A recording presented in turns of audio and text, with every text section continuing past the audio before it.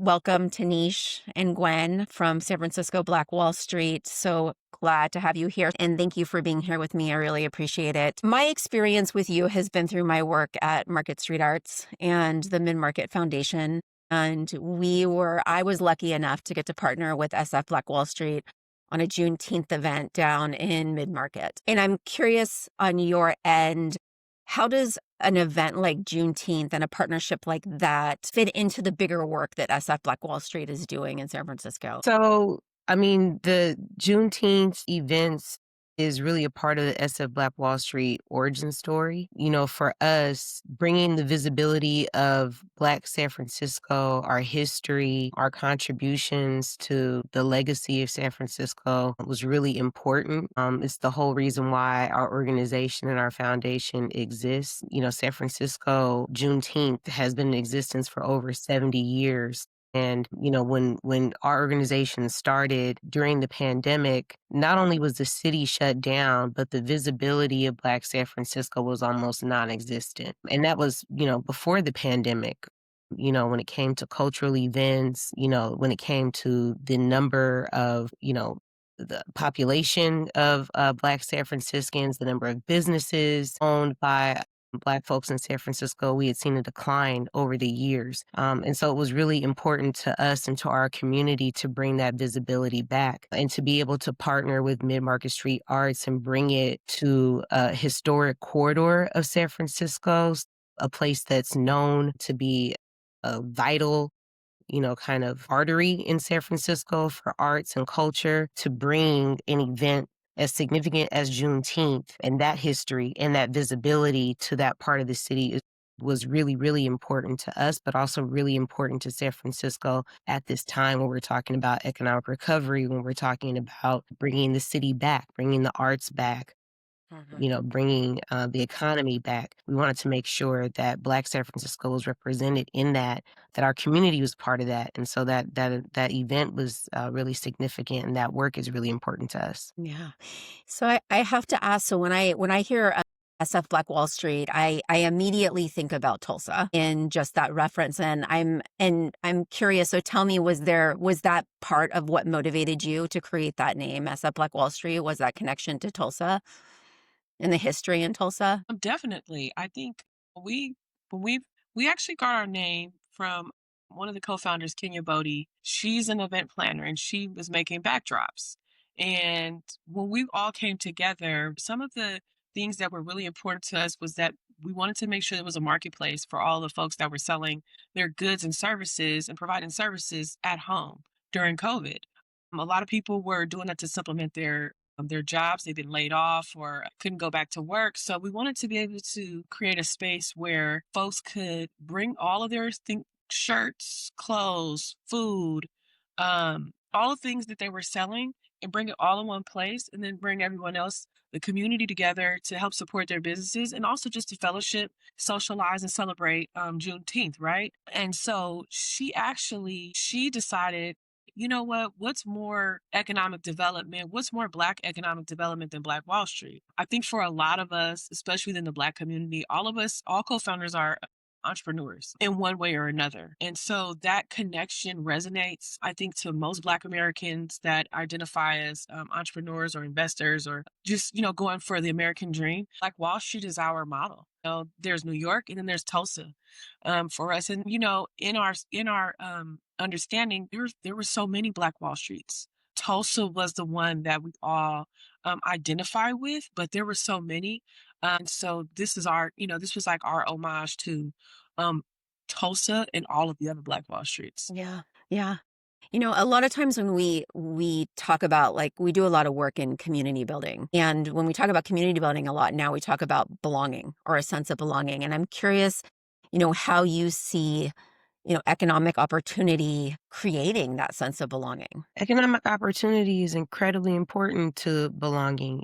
When people have economic opportunity, that's when communities thrive. They're safer. When folks can stabilize, when they can exchange goods and services, when they can make money, when they can build wealth, and they can take care of themselves and their families and each other. I think that's something, especially for Black communities and all communities really, but for communities of color, That's a very core value for us, to have businesses and to be able to employ our people, to be able to take care of our communities. I think that, historically, especially for Black Americans and for descendants of chattel slavery, there were so many things that were unavailable to us. Basic things that for most folks as Americans, they take for granted, like life insurance policies or protections for your businesses. Those are things that were not afforded to us. So if you owned something, you owned a business, you had the ability to be able to take care of yourself and others. If something happened, you were able to extend that protection to your community. And so that belonging, you were able to extend that protection. You were able to take care of yourself and others. And you were able to provide a service. And you were able to do that in lots of different ways and lots of different levels. And so you create space. If you own a space, you can also create space. And I think that's something that's also a core value for SF Black Wall Street. As an organization, we have done that. We've done that with the businesses that have come through our cohorts. We've done that by curating lots of different events and partnering with other organizations, throughout the city and throughout the Bay Area to create space. And so, economic development does that. It creates space, it creates belonging, not for folks just to own, but to know that they have purpose, to know that there is a way that they can be of service, that they can build community and partner, and that they have a role in, creating opportunity for themselves and for others around them. Yeah, absolutely. I mean, what do you see as some of as the biggest barriers to the Black community in San Francisco right now? I would say infrastructure or lack of infrastructure. We don't have enough anchors. Um, there aren't a lot of there aren't a lot of opportunities for us to even build them out because we don't even talk about them. There's always this conversation about capacity, um, but there aren't enough opportunities to develop the infrastructure and the leadership for the infrastructures and implementation. And so we have a bunch of efforts with no models that we can scale. And so again, I think it just points back to like there's just there are a lack of anchors that are centering Black leadership and developing Black leadership. There's a lack of that investment in the infrastructure, and so we don't get the access and the opportunities that other folks have that do have that infrastructure, and we always get hit with you guys don't have capacity, you don't have, and so there's a implication that we also don't have the competence, right? And so I think that within our community, we're in such a emergency state. There's so much scarcity within the Black community in San Francisco that we don't get to that part of it. We don't get to talking about infrastructure, foundation, sustainability, and succession.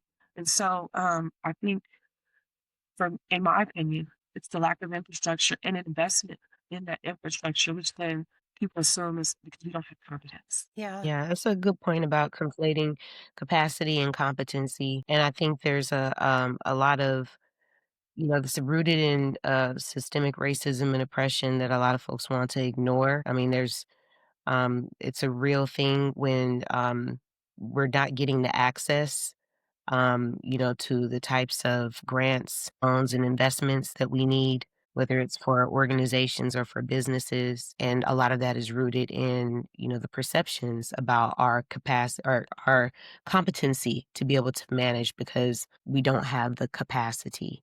But we can't build the capacity and infrastructure without the investment. So is business and property ownership kind of central to the mission as of SF Black Wall Street? Absolutely. There are three core tenets to Black Wall Street's mission, and that is increasing Black homeownership, increasing Black business, and also creating more Black space. And we see all those things as like extremely important to reversing or addressing the outmigration of the Black community in San Francisco. We have to create ecosystems, and those three tenets are vital for those. And you were talking about creating space, and I think that's so important in most communities to give people also a place to gather, to create, to express. And I know that um, early 2025, you opened a space, the 1921 Lounge, in the Bayview. And I'm curious, I know you're on a bit of a journey right now with that space. I know that you've been dealing with some fire and water damage, unfortunately, but I know that there was probably some really clear thought around why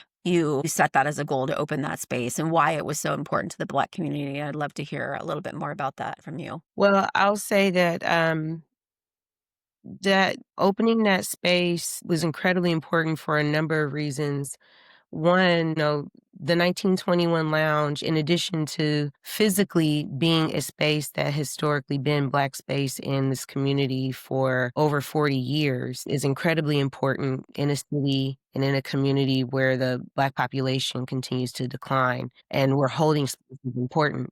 But in addition to that, this is a social enterprise, and that's really thanks to Gwen's genius that this business is a model that is under our nonprofit. So this business will generate revenue to fund programming and services for our nonprofit. And that is a really genius model that we hope to scale over time and really be able to show and package and be able to educate other nonprofits on. This is a way to be able to continue to build your nonprofits and scale so that you're not dependent on government resources, right? That there are other ways that you can build your nonprofit business model, that you can get revenue in, and that you can continue to be of service to your community.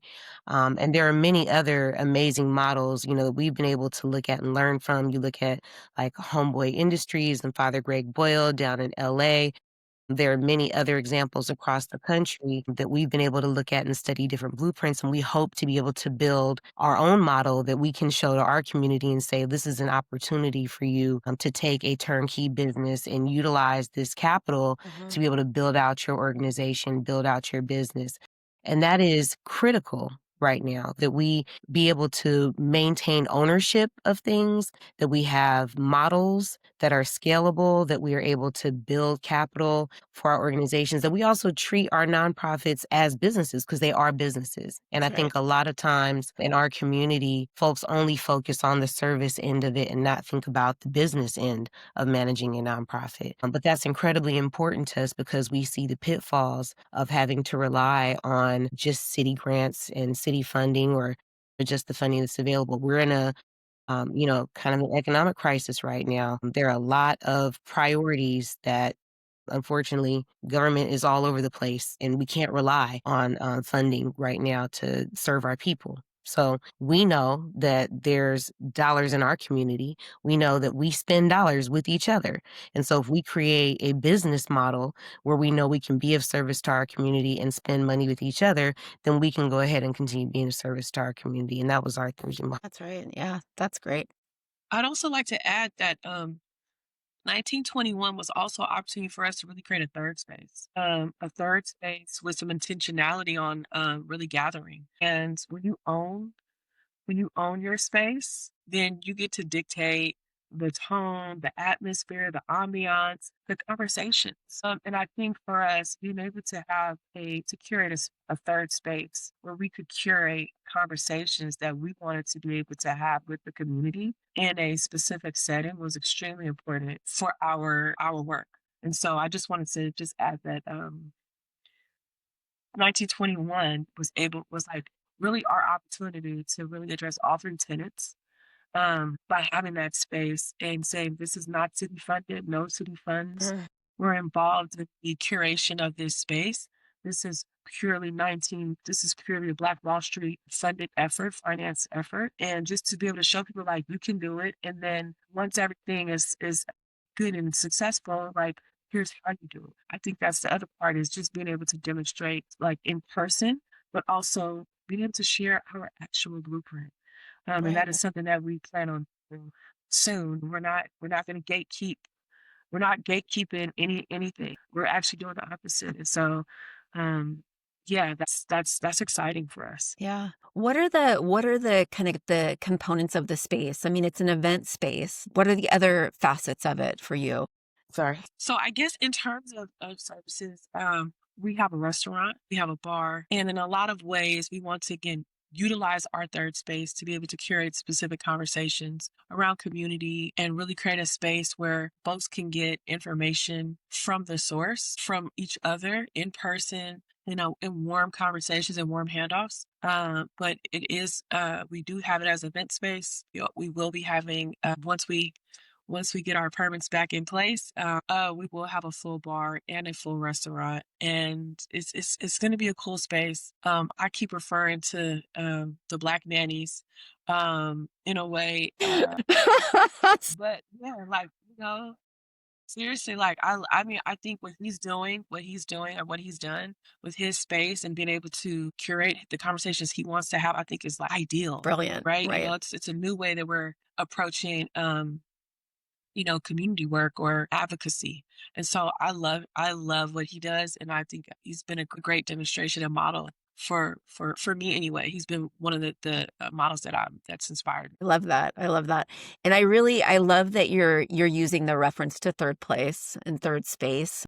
It's something that we talk a lot about in our work. I'm curious from all of you, what does a third place look like for the Black community in San Francisco right now? I mean, beyond what you're looking to build in your space, where do you see those spaces here in San Francisco? It's an interesting question because San Francisco it's unique. I think when you go to other places like Atlanta or Chicago, you go to other places, Black third spaces are a little easier to identify. San Francisco does not have anymore what folks would consider traditional Black neighborhoods the way that we used to. You used to be able to identify Fillmore as the Harlem of the West.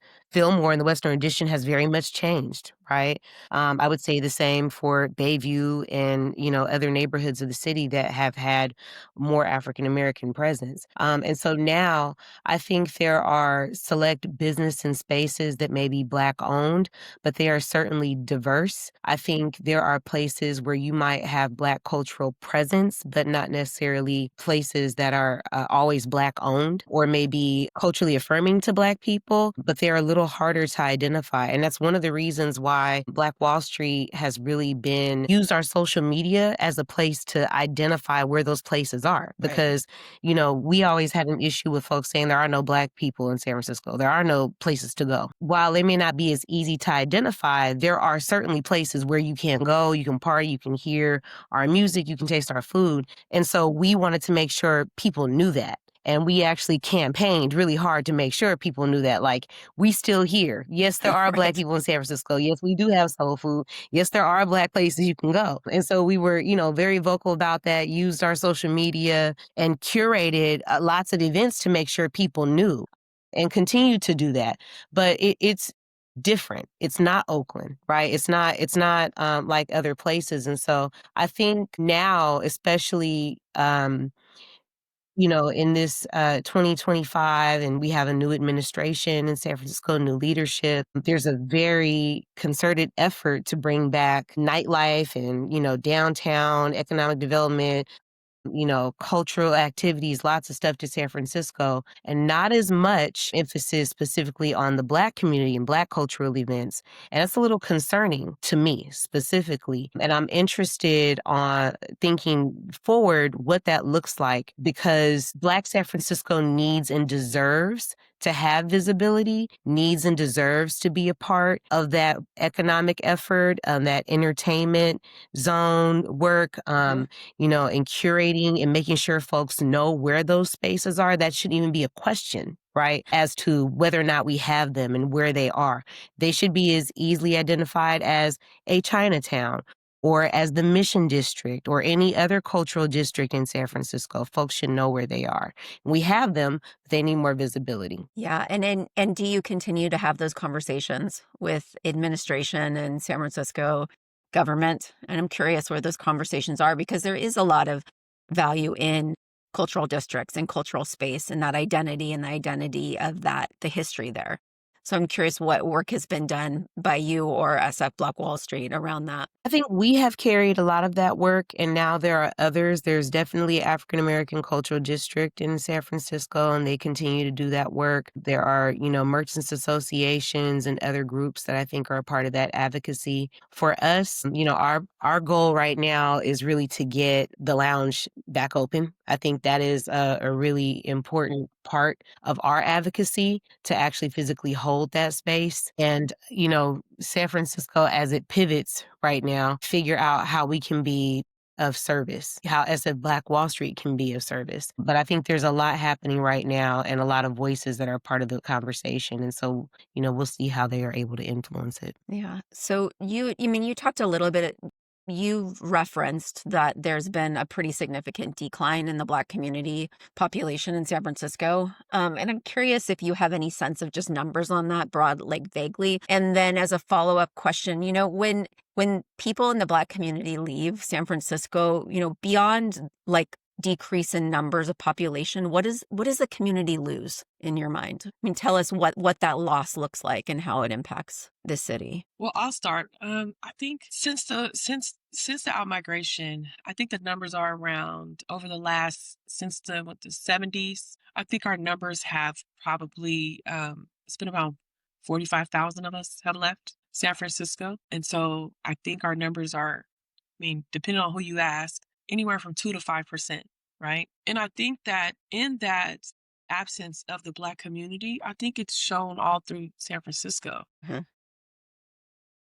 The cultural experiences of people have changed in a different way. I think, just to kind of like put it plain, San Francisco has lost a bit of its soul. This welcoming spirit that I think is reminiscent of Black culture. Black is plural. Um, it's we are Black people are everything from one spectrum to the other. And I think when you lose the Black community, you lose that sense of belonging that I think San Francisco made people feel since the 60s, right? This whole free love experience that brought so many people, especially like people who didn't necessarily fit in where they were from. I think when you lose the Black community, you lose that sense of welcoming.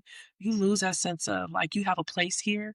Because it really doesn't matter if you're rich, if you're poor, what you look like, what your religion is. It's like, for the most part, throughout history, you pretty much have a place within the Black community, to be honest. We've never been in a position where we've been elitist. We've always kind of had to be welcoming. And as a result, I think that you can't quantify it. You can't really even explain it. But I think over the years, people have felt less and less welcomed in San Francisco. And I attribute that to the lack of the Black presence in San Francisco. And that could be far-fetched, but Mhm. for me, that's what I see. And so I don't know if Tinicsh wants to add on that, but I think we lost our soul, man. Like San Francisco lost its Mm. soul. Well, I on that concur. note, I mean, what if anything gives you hope right now in San Francisco for the Black community? Conversations like this, folks like you reaching out, just more, just I think honestly, these like digital spaces. Yeah. I think the hope for me is just intentional partnership, and folks seeing the value in Black San Francisco. Gigi said something really important earlier when she said that it feels like San Francisco is losing its soul. And people recognizing that the cultural diversity that folks reference when they talk about San Francisco, Black San Francisco, Black San Franciscans are a huge part of that. The history, the footprint of it. And when it's recognized and when it's uplifted, it just makes the city so much better. So I have hope that folks recognize it, that there's gonna be an effort, to bring that into, all of this work that's happening to revitalize the city. Whenever there's new restaurants opening, and events happening, and I see some familiar faces, it inspires me. It gives me hope when I see locals, people, natives from the city, even in this tough environment. It makes me hopeful. It inspires me that there are still things happening. When I see projects that have been in conversation for years finally moving forward. It inspires me. So I do think that there's still plenty to be excited about. There's still plenty of opportunity, but there's still work to do. Yeah. Yeah. Well, one last question for you is, if when people are talking about SF Black Wall Street, say in 5 years, 10 years, what are they saying about the work that you're doing? I think for me, I think we all kind of want to leave our little personal footprint. For me, I want people to say when they talk about Black Wall Street that we created socially responsible models that liberated our community by giving us a different way to generate revenue, and in a way that they were sustainable and they were able to be passed on to someone else. I hope that I hope we get to really have the opportunity to really share a blueprint for that so that communities all over the United States can use them to create these nonprofits with this business model that is about like this is how you fund the freedom and the liberation for our communities in a way that's responsible and benefits everyone, right? So that's a big thing, but I know it's possible, and I hope that we get that. I hope that we get to do that. Absolutely. Absolutely. Well, I Yeah, I really would hope.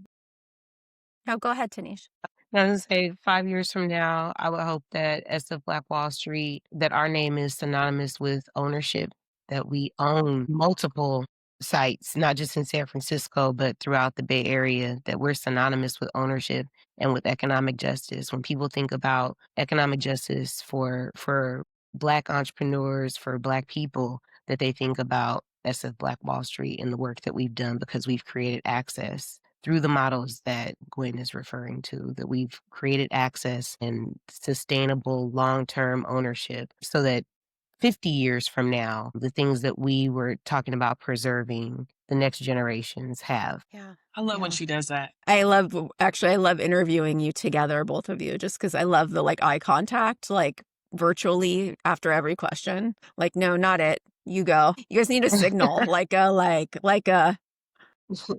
you know, The cues. yeah. Yeah, yeah. I want to say that I deeply appreciate the work that you're all doing as somebody living in San Francisco, and wanting it to be the best San Francisco it can be. I know that the SF Black Wall Street is a big part of my hopes for San Francisco. I have one more question. It's the one I mentioned at the beginning, which is what are your hopes for 2026 for San Francisco? I think for me, my hope for San Francisco in 2026 is like to see stronger community connections, more collaboration, more empowerment, and more of us like creating our own tables instead of waiting for the invitation. Nish, what about you? Yeah, my hope for San Francisco is less PR and more real work. Mm, Clock it. Yeah. Let's not talk it's about it, let's be about it, it's been and let's documented. make people feel it. Yeah. Yeah. Yeah. Beautiful. I love it.